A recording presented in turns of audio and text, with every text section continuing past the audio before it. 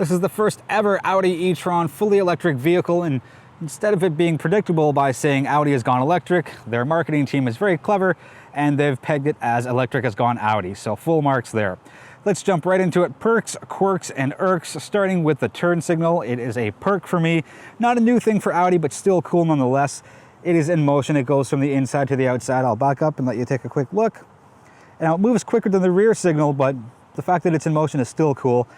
Quirk, there's a nice little design pattern on the inside of the light housing. Very nice touch there. And 4 LED bars just beneath the lights right there. So looking up front, it's a nice, clean, and simple design, and I'm happy that Audi didn't completely reinvent the wheel. Pardon the pun, but not really. They've kept the design very clean and very minimal, but yet very luxurious. So well done there. Let's go with a bit of a quirk. For a brand new vehicle, it only says e-tron in 4 spots in the exterior, and that's one of them. And we'll get to the rest as we move around the vehicle, and it's basically one on each side. I'm going to jump over to the passenger side for a sec. Now, if you'd like, you can take the little box on the option sheet and you can get a charger on the passenger side. And I'll show you how the one on the driver's side works in a moment, but basically this is an option if you want to have a charging port on both sides of the car, because, you know, it depends on where other cars are parked and which way your home charger is in your garage or in public or whatnot.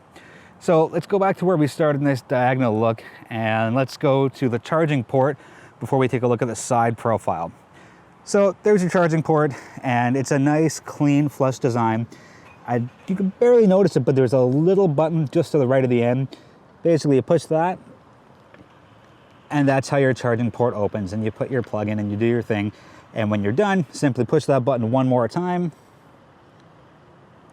and it nice and quickly and quietly closes up. So very nice touch there, Audi, as far as having it accessible and having a very cool, I'm gonna call it a perk, as far as having it be powered as opposed to manually opened. Looking at the side of the vehicle, if you think it looks like a Q5, you might be right. If you think it looks like a Q7, well, you might also be right. And I would call this a Q6 because it's kind of got similar measurements in some aspects to the Q5 and to the Q7. So, you know, it still maintains a somewhat traditional and modern look, unlike some other EVs that don't look anything like the rest of the lineup. Moving on to the tires, these have 21-inch tires. It's an upgrade. 19s and 20s are available as well. And then I'm going to call it a quirk. There's that nice thin black design bar just at the bottom of the doors, and I think it looks really, really nice and really, really sharp. I'm going to go back here for a quick moment because some manufacturers, yes, they put the turn signals into the mirrors, but they're just like tiny little dots, and I like that Audi has got safety on their mind by having a nice long bar in addition to the in-motion turn signals up front. So let's back up and take a look at the rear quarter, and like I said, I love that they didn't completely reinvent the wheel with this one, and it's just a nice clean design overall. Jumping around to the rear, here's where we have the in-motion rear turn signal. So these ones, left and right at the top, are just, you know, standard lights, LEDs just flash, but you can see the one beneath it goes from the inside again to the outside. And as far as continuum of design, they have these nice bars that are fully LED because you can see them kind of flashing in the camera. Taking a look at the rear, again, nice clean design as well. Nothing too fancy here, and I think that's great. Just minimize it, keep it nice, luxurious, and presentable.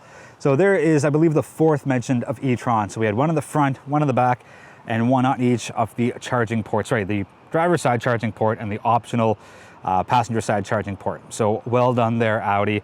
And it's the 55 Quattro, sorry, as far as their balance of the badging goes.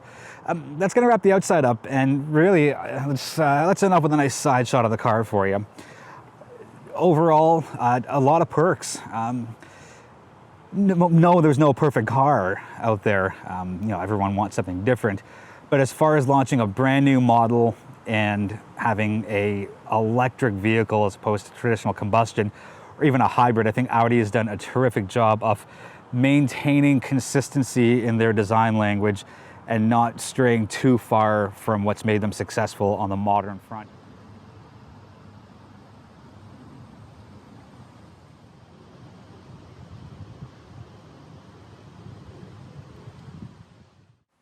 A big thank you goes out to Audi of Mississauga, who had lent me the 2019 e-tron for this video. Their team is friendly, knowledgeable, experienced, professional, and approachable. And whether you're looking for an A3 all the way up to an R8 or anything in between, the Audi of Mississauga team will have it for you. Visit them online at audiofmississauga.com, or if you're in and around the Greater Toronto area, head by their showroom for all of your Audi needs. Let's take a look inside the Audi e-tron, starting with their virtual cockpit, full digital dashboard. So much information here, but it's so easy to pull and so easy to navigate. So let's start with the view button. Right now we have two large dials. You tap view, those dials shrink, and you have your range here, a nice little picture of the vehicle. You can also change what you see in the middle through these left and right scrollers. So right now my phone is not connected because I'm doing a video with it, and you keep going over, and this is really the showstopper for me because it's the map, and it's just so detailed, and it's got traffic and construction and what exit you're at and all the streets, and it's such a smart design. Now there's three settings. I'm gonna put the view back to the two large dials. There's classic, there's e-tron, there's sport. Right now I'm in sport because it has the little red lines around it. I'll get my finger out of the way. So let's change that. So 3 touches. So, oops, push too hard. Settings, display and brightness, virtual cockpit. I'm in sport. Let's go to the e-tron look because it's a little different. Double check just to make sure it's what I want. So now the map is on the left. All of my speed and gear is in the middle, and date and time on the right. Again, let's push the view button. And instead of gauges, it's more little kind of accents on the side, and it really bookends the map in the middle, which is where I was. And we'll just go through that scroller one more time, and your range comes back. So really all the important information will always be there, which is your speed and your range, temperature, time. But you can also, again, play with what other information you want. So again, there's your Bluetooth, and again, back to the map. So let's wrap it up by going to the classic look real quick. And that's where we are. We're gonna hit view again, and that gets your dials full size. Because sometimes people wanna have the full dials, sometimes people wanna have something a little smaller. So Audi has taken great care of drivers and their preferences there. So let's move just a bit to the right, and let's go home. So dual MMI screens, and they're really nice. And yes, I know there are fingerprints here. I kind of kept them there on purpose. Yes, I know people are saying, Jay, why didn't you clean it up? Because, well, if I cleaned it and then I started going through it, we get fingerprints on it all over again. However, very cool perk here. You hit settings, let's get out of that, and you go to MMI. They actually have a screen cleaning mode. So instead of having the car off, you can just activate the screen cleaning mode, get all your fingerprints off of it, and then just hit another button and it comes back to life, and that way you don't push anything accidentally. So really cool move there, Audi, very nicely done. Let's go back home and let's keep going down. So this is your HVAC controls primarily. So heated seats, cool seats, and your fan speed and temperature and whatnot. And the cool thing is you want to go up by button, that's great, that's one option. However, excuse me, slide your temperature to the right if you're the driver, or to the left for the passenger, and then that way you get a lot quicker response out of it. So another cool feature for the bottom screen, it helps with navigation. So I'm going to push the navigation button, and I'm going to hit search, and it can put where are you going up there. At the same time, you can actually write with your finger. And you're like, well, that's kind of okay, I guess, Jay. Well, it gets better. You don't have to write it left to right like you would normally. You can write on top of each other. So I'm going to put in a street that I know. Let's go with something nice and simple. So M-A-I-N. M-A-I-N. Even with my terrible left-handed handwriting, it still picked up that it's Main Street, and it's got me a bunch of different options there. And it's so cool, it's so intuitive, and a driver can do it, passenger can do it. So I really like that. Very well done, Audi. So let's go back to the home screen, and you can change the order of widgets depending on what you like. Let's go back to that one because it's got most of it, and then back to the HVAC. So this is your gear shift. This is, sorry, not this specifically. The little tab at the end is your gear shift. So right now you can see I'm in park. I'm going to pull it down one, then you get to drive. And up one gets you in reverse. And reverse is really cool because there's a 3D camera. So that's my regular view from the camera behind the vehicle. That's my top-down view. You hit 3D and you get, well, like you expect a 3D view of the car. And that's not the best part. It's intuitive with the car. I'm gonna put the signal on. Oops, let's do that one. So it shows up there and in the rear, places where all the actual lights are. And the reverse lights are on, showing that I'm in reverse. So it's a really cool, smart, intuitive system. Let's get rid of that clicking in the background. So Audi, this is one of my favorite setups, if not my favorite setup in a modern luxury car, as far as, again, the virtual cockpit goes and the high-tech rear view 360 camera. Very, very nicely done. You get your start-stop button there. Usually I'm a little iffy on blank panel switches. I'm going to give this one a pass because everything else is so well done. And Audi has just gone over and above as far as making this a class-leading vehicle. So I didn't mention park. Park is a little button that you push in, so that way you never kind of accidentally put the vehicle in park. That's gonna pretty much wrap up the inside. One last little thing, there is your wireless charger, and it goes in that way as opposed to going flat, so it doesn't move around as much. Little privacy here. Cup holders, these two pop out to hold your drink in place. Oh, volume knob. Thank you, Audi, for blending modern and futuristic with the old school world. Steering wheel, very nice, very comfortable to hang on to. Nice and thin, very cool design here. And the last thing I want to touch on are the lights. There's no dial, there's nothing to muck around with. It's just this nice two option thing. So basically I'm hovering my hand over it, and now you push down whether you want it to be auto, low beams, or the side markers, and same thing for your for your all-weather lights. So really nice touch there. Very comfortable interior, very tech savvy, but yet very easy to use. And the last thing I want to touch on is the armrest, because it slides forwards and backwards, and small attention to detail, and I really like that. So well done, Audi. That's going to wrap the inside up of the e-tron. Let's get this thing out on the road and see what the performance is like. Be right back. Let's do the drive. 2019 e-tron. So your range is 329 kilometers. However, more people, more weight in the car, might go down a bit. HVAC controls will go down a bit. If you're running and gunning and just racing up to stoplights and using the brakes excessively hard and the accelerator excessively hard, that range will change.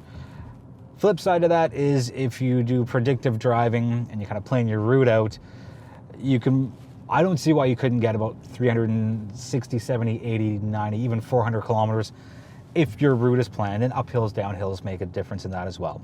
But 329 is the official figure from Audi Canada.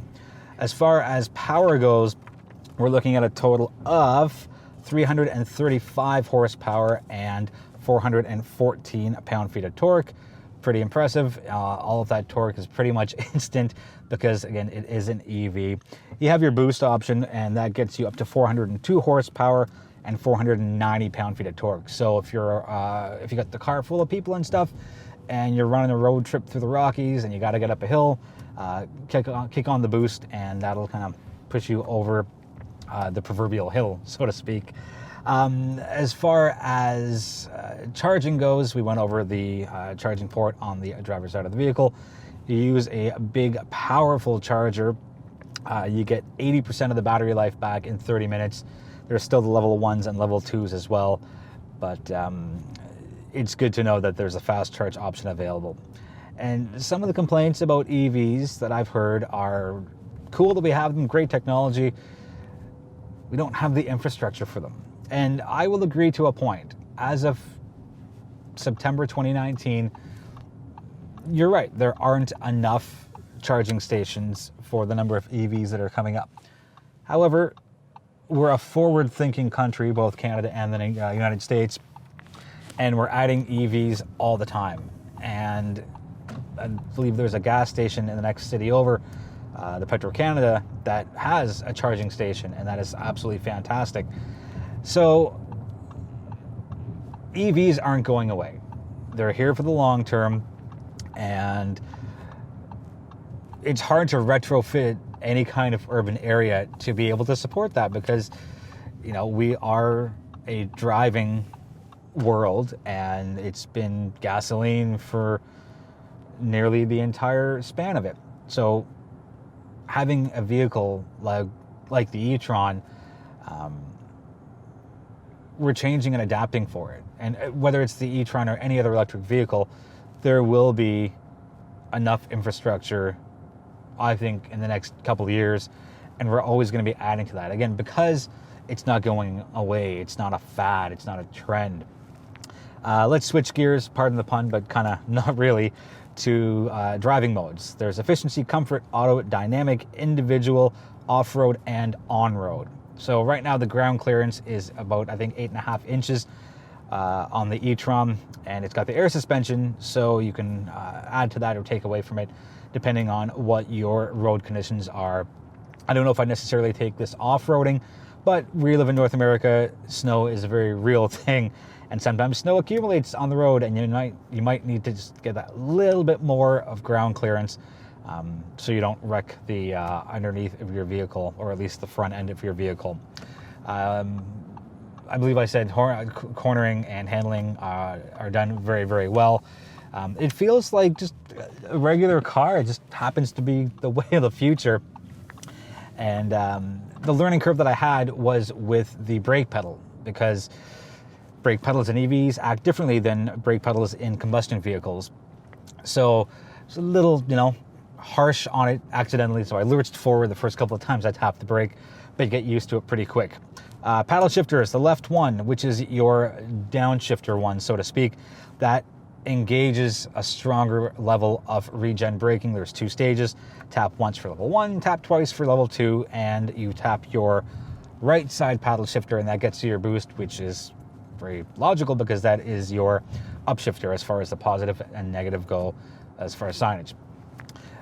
Their MMI screens are so easy to navigate. Everything's kind of angled towards the driver as well, so you're not reaching out for one of those, what I call tombstone touch screens, which are planted right there. They've integrated it very nicely here again with the angle. So easy to pull your information.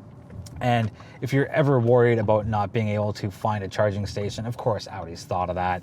So between the navigation system, which shows so much stuff, and we went over that in the middle portion of the video, which was the in-car, whether it's the map on your virtual cockpit or on your top MMI, you'll be able to plan your route out very nicely, very smoothly, without any issue at all. That's going to wrap the review up for the Audi e-tron 2019, first ever. There's not a lot of competition. Not a lot of competition now. It's really just Jaguar's I-Pace and our good friend Mr. Musk in his vehicle. But expect to see a lot more coming out in the next couple of years. Fit and finish of the e-tron is tremendous. Really, really nice to drive. Really quiet. Really, really smooth. I don't really have any irks with the way the vehicle drives. Everything's laid out for you. All of your information is here, but it's not bombarding you. It's presented in a very logical way. And the best part for me is that it's customizable. So you're not stuck with what Audi thinks that your information display should be. So thank you very much for that, Audi. I'm going to pull the car into a parking spot because I can't operate a camera while I'm driving. A, that's illegal. That is also very unsafe. So thank you for watching. Let me know if you have any questions on the 2019 Audi e-tron. I'll do my best to get your answers as soon as possible. Thank you for watching. Feel free to subscribe and hit the notification bell if you like what I do. And I'll be back sooner than later with my next review.